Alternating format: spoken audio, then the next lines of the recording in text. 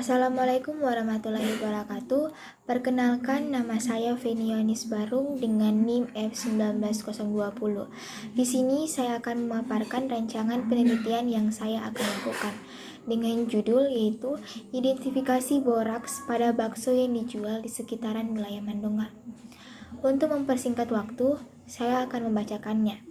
Dimulai dari topiknya. Untuk topiknya yang pertama kita akan bahas yang pertama latar belakang, rumusan masalah, tujuan penelitian, dan yang terakhir metode penelitian.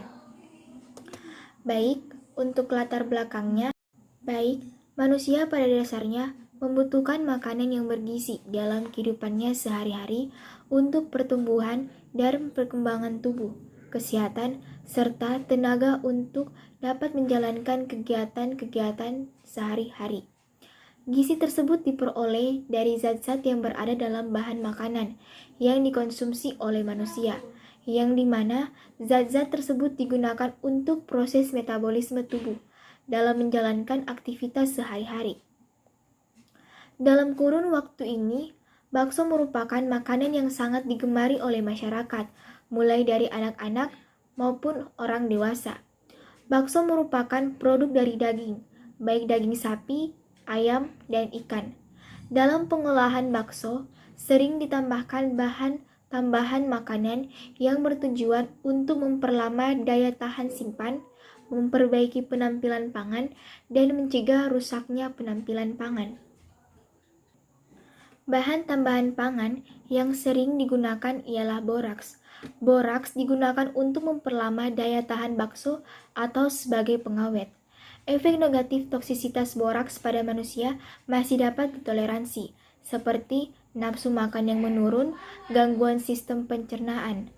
Namun, bila dosis toksin telah mencapai atau bahkan melebihi batas maksimal, maka akan mengakibatkan dampak yang fatal, mulai dari muntah-muntah, sesak nafas, nyeri perut bagian atas atau epigestik,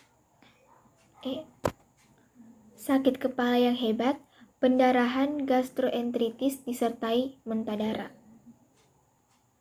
Menurut hasil laporan harian BPOM Provinsi Sulawesi Tenggara tahun 2016 menyatakan dari 1.263 sampel makanan yang diuji diperoleh 0,07% mengandung formalin, 1,10% mengandung rodamin B, dan 0,15% mengandung boraks.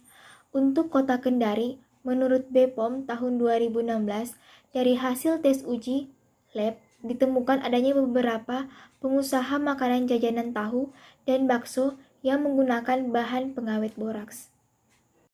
Baik, adapun rumusan masalahnya yaitu apakah bakso yang dijual di sekitaran wilayah Mandonga mengandung boraks, dan untuk tujuan penelitiannya yaitu untuk mengetahui ada atau tidaknya kandungan boraks pada bakso yang dijual di sekitaran wilayah Mandonga.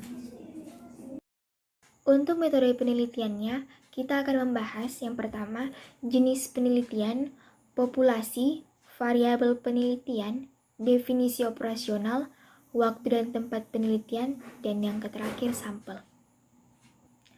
Untuk jenis penelitian yang saya gunakan yaitu eksperimen.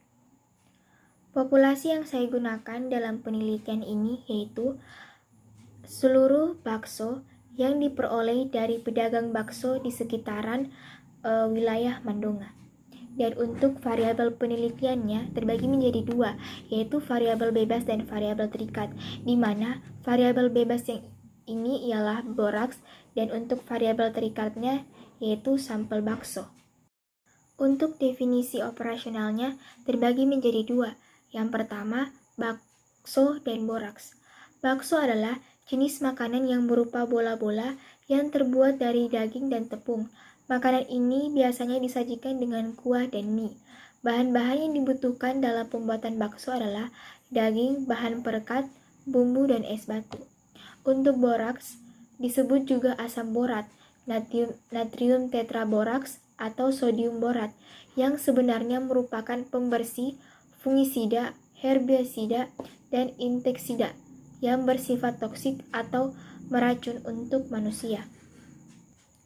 Untuk waktu dan penelitian yang saya akan lakukan, yaitu penelitian akan dilaksanakan pada bulan Maret sampai Juli 2022 bertempat di Laboratorium Kimia Terpadu Politeknik Bina Husada Kendari.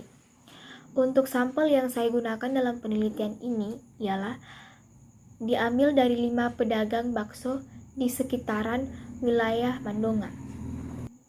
Itulah pemaparan rancangan penelitian yang akan saya lakukan. Lebih dan kurangnya saya ucapkan terima kasih.